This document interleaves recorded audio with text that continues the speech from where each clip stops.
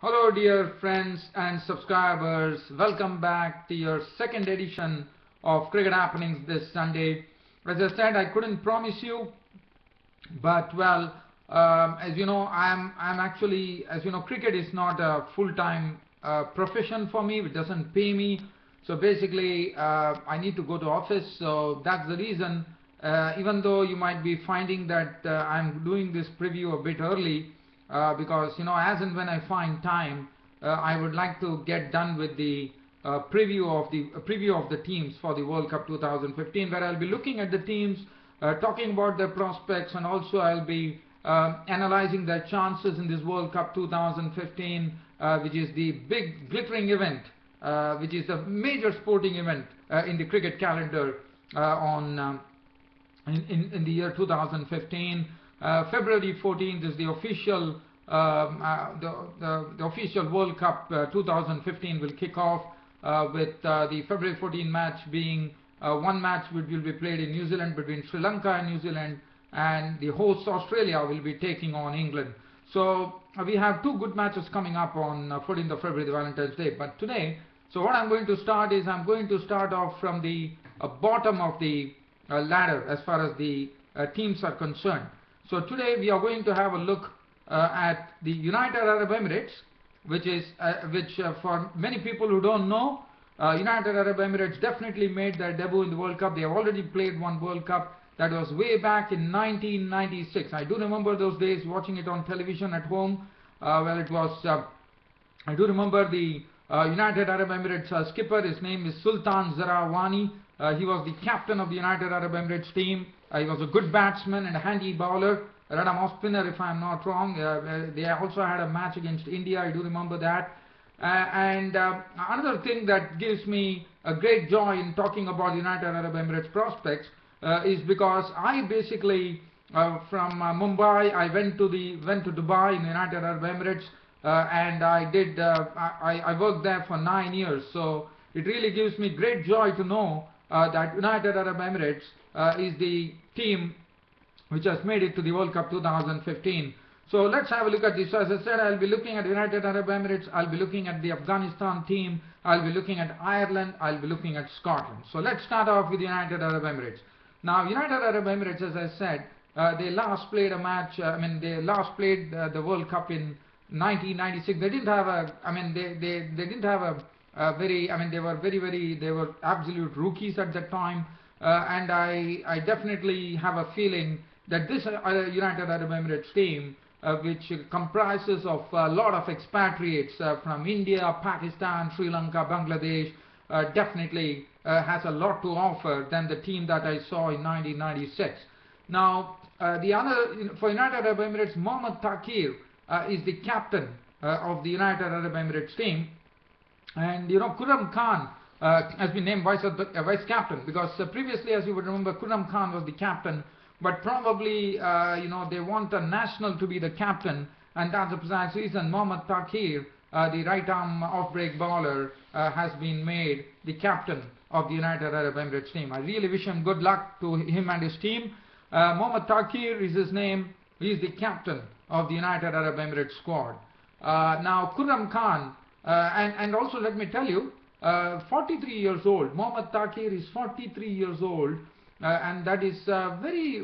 If you look at the age, it is something which really one really it's puzzled to see someone playing at 43 years. But well, one has to really commend that they are still you know, playing active cricket at the age of 43, when your reflexes definitely weaken. But well, we will definitely see that on the field when they would be playing all the matches. Now let's have a look at Khurram Khan. Now Khurram Khan is the one bloke who is also 43 years old, but as you know, he's a flight pursuer in the Emirates, the national flagship airline of United Arab Emirates, Emirates Airlines, and he's the vice captain of the team. And let me tell you, he is the most prolific scorer in this United Arab Emirates. So just watch out for this guy Khurram Khan, because he has made tons of runs and he's a wonderful left-hand batsman. So Khurram Khan is the one to keep an eye for as far as United Arab Emirates is concerned. Now, as far as the Amjad Ali is basically a leg break bowler, and he's a very handy bowler. But if you look at the age, like everybody are around 30, 35. It's pretty understandable. But Amjad Ali is a leg break bowler. Now Amjad Javed is a right arm medium pace bowler, and he is the one who normally gives the breakthroughs for United Arab Emirates. In fact, he is the one who is the genuine pace bowler in the United Arab Emirates team. So it would be good to see Amjad Javed producing the breakthroughs very quickly for his team. Now we have some new faces there. Andre Beringer, who is 23 years old. We have not heard much about him. Fahad Al-Ashmi is 32 years old. We have Manjula Guruge, who has played some cricket for sure, and he's also a left-arm fast-medium bowler, Manjula Guruge. I think he's quite a prospect there. Kamran Shahzad is one who is a very, very impressive player there, Kamran Shahzad. Then they have Krishna Chandran. Then they have Mohammad Naveed. I'm sure, I mean, he should be from Pakistan, maybe an Pakistan expatriate. He's there. He's a right-hand batter and right-arm medium-fast bowler. They have Nasir Aziz. Swapnil Patil, as you know, is another one to really look out for. He's a person who really he's a wicketkeeper batsman, but he makes a lot of runs. He could be relied upon to score a lot of runs. Rohan Mustafa is another one to really watch out for. He's a very good handy batsman.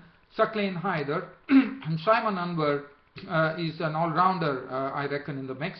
So as far as United Arab Emirates is concerned, I have a feeling that the United Arab Emirates team that one saw making their debut in the 1996 World Cup, I think it's past history now, and this is a team which is, and you know, nowadays United Arab Emirates is always in the news. The ICC have its headquarters in the United Arab Emirates, so you can really understand how much has gone into actually United Arab Emirates working hard, given them the proper pitches, given them the proper care, given them the proper facilities, the resources, and that's the precise reason United Arab Emirates have definitely made it, and it is really proud for them and for United Arab Emirates that the ICC headquarters, the International Cricket Conference headquarters, and they are the ones who are actually holding the World Cup 2015 in Australia and New Zealand. It would give them greater joy for the whole ICC management to see that United Arab Emirates have made it to the World Cup, and I really wish them a lot of good luck.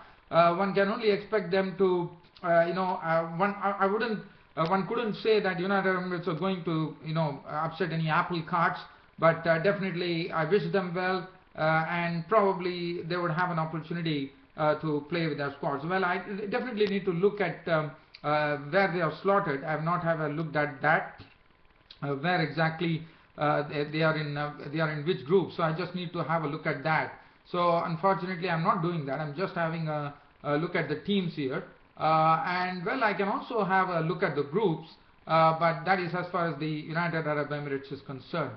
So the United Arab Emirates, we are really looking forward to the United Arab Emirates getting on with business, no doubt about it, and one hopes they have a very good World Cup 2015. Okay, so now from here I'll be getting on to the Afghanistan squad. Now, as far as Afghanistan squad is concerned, they are the ones, for me, I really believe in this Afghanistan cricket team, because they are very aggressive blokes, and they have ounces of talent, let me tell you that, and they have absolute ounces of talent, one could say. Mohammad Nabi, who is a very good handy right-hand bat, and he's also a very good right-arm off-break bowler. He's the captain of the team. And then they have Afsar Zazai. He is not, has not done much, but he's the wicketkeeper batsman for Afghanistan. Aftab Alam is another bloke who is a very useful batsman down the order, and he also bowls. Now, Asghar Stanikzai is a wonderful batsman. He's a very, I would say, very reliable batsman, Asghar Stanikzai. So he's one of those batsmen to really watch. Now, the pace bowling, I'm sure this time we have seen that I always have a feeling that for Afghanistan, Hamid Hassan is the real key, because he is the one who is having the express pace. He can harry the batsman, and he can also get you the breakthroughs.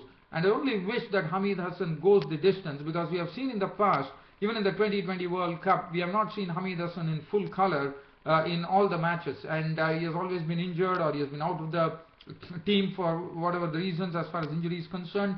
but one only hopes that this time Hamid Hassan goes the full distance and plays all the matches of the World Cup. And I think for Afghanistan to really have a chance of going on and actually upsetting an apple cart, I have a feeling that Hamid Hassan is the one would be the big key for Afghanistan, because the batting is really strengthened.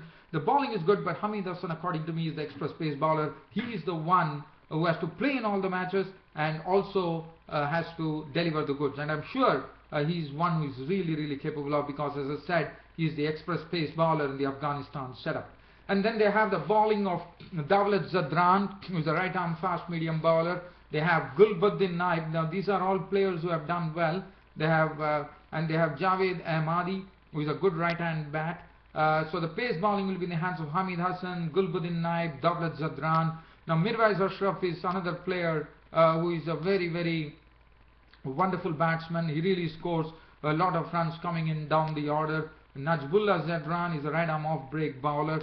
Nasir Jamal looks to be a bit of a new blow coming in. Now Nawroz Mangal, you know, he's having a lot of experience. Nawroz Mangal, he was the former Afghanistan captain too, as you would remember. He's a nice right arm off break bowler, Nawroz Mangal. They have a lot of variety as far as bowling is concerned. They have a mix of off break bowlers, they have leg spinners. Left arm spinner is something that Afghanistan have really lacked. And Nawroz Mangal is another one who is a very good batsman, and also is a very, very frontline off break bowler. Samiullah Shenwari, he's the one who is the leg spinner in the team, and let me tell you, he's a very good leg spinner. Really gives the ball a real tweak. Now Shapur Zadran. Now Shapur Zadran is another one to watch out for. When I've seen him, Shapur Zadran, in the 2020 World Cup, I thought he possesses a lot of pace. I think Hamid Hassan and Shapur Zadran would be the ones who would be manning the pace resources, who would be actually opening the bowling attack, and that is what you want. You want Hamid Hassan, a right arm pace bowler, accompanied by a left arm pace bowler, Shapur Zadran. And let me tell you, Shapur Zadran also brings in a lot of pace, and he's someone to really watch out for. So that will be an awesome combination as far as pace is concerned, with Shapur Zadran, the left arm pace bowler, combining with Hamid Hassan, the right arm pace bowler. And I think that would be a real, I would say that would really give something for the opposition to really, really think about when these two are bowling in tandem. Then they have Usman Ghani. And Usman Ghani, watch out for this guy, because he is a guy who is a very talented batsman. He has already scored centuries. He has scored century against the Zimbabwe A team, if I'm not wrong. He already has 2 centuries in List A cricket. And Usman Ghani is just 18 years of age. So that really tells you what precocious talent Usman Ghani possesses. Already 2 centuries under his belt. He's a very good batsman. He's a right-hand batsman, and he would be opening the innings. So just 18 years of age. Then they have Hashmatullah Shairi, who's a standby player. Izzatullah Dawlat Zah is also a good player. Shafiqullah. They have a lot of people who are very, very aggressive players. They can bang those big sixes, and they can play some very, very powerful strokes. Let me tell you that. So Afghanistan, wish them good luck. You know, this is their first World Cup. As I said, United Arab Emirates have already played in 1996, but Afghanistan, for them, this is a very, very significant moment in their cricket history. They worked hard and came into the T20 World Cup, and now they have entered the World Cup, the real World Cup, the World Cup 2015, as in the 50 overs World Cup for the first time in their cricket history, and I wish them lots of good luck. Let's look at the next team, and that would be the Ireland team. Now Ireland team, William Porterfield himself leads by example. He's a very aggressive opening batter at the top of the order, and he's one to really watch out for. He has been scoring a lot of runs in the English county cricket scene, and I'm sure he's the one who would like to put his best foot forward. Andy Balbirnie has really merited a place in the Ireland team on the dint of his performances. Peter Chase is another. Peter Chase is the right arm medium fast bowler. He's a good prospect, one could say. Alex Cusack has been experienced, but it's a right arm medium fast bowler. He has played for Ireland a lot. George Dockrell is the left arm spinner. He's a genuine left arm spinner. He's just 22 years old. He made his. When he came into the Ireland team, he was pretty young. He was very talented, and I'm sure he has learnt a lot playing in the English county cricket scene. And I'm sure we would really see George Dockrell really show his wares. He already had impressed a lot of cricket experts in the commentary box when he was bowling there in the T20 World Cup. I do remember some cricket experts making some very good remarks about this lad, George Dockrell, the left-arm spinner. Ed Joyce is the one who would be actually giving a sort of a stability to this innings of Ireland, because he is the one who really is a compact batsman, likes to take his time at the crease, and he is the one who would be a sort of a cementing force for the Ireland team. Andy McBride is a right-arm off-break bowler. John Mooney, we all know, he's a very, very good all-rounder. He was out of Irish cricket for quite some time, but finally he has made it to the team, which is very good to know. As I said, he would play a very good role because he would contribute on both the departments of the game, which would be with the 30 as John Mooney is a left-hand bat. He's also a right-arm medium-fast bowler. Now Kevin O'Brien, the Bryan brothers, we all know. I need not even give you any introduction. Kevin O'Brien, we know how he has his name etched in the memories of World Cup. You would remember the 2000. I do remember the 2011 World Cup, if I'm not wrong, where Kevin O'Brien went out to smash the fastest World Cup century, and that stands in the name of Kevin O'Brien, and that was the fastest World Cup century I mentioned here, because we know the fastest century now stands in the hands of A.B. de Villiers of South Africa of 31 balls, but Kevin O'Brien is the one. If you look at my, if you want to really know what Kevin O'Brien did, look at my profile, go into my Cricket Happening show, and that is the video that I've put for everybody to watch, where I've given my comments on how Kevin O'Brien went on to smash the fastest century in World Cup cricket history. So Kevin O'Brien is one that is a very dangerous customer. He's also an all-rounder. He can also bowl right-arm medium fast. His brother is another who could be relied upon. He's a wicket-keeper, and they are having lots of experience. Niall O'Brien is the senior partner, actually, wicket-keeper batsman, and he's a very nice batsman too.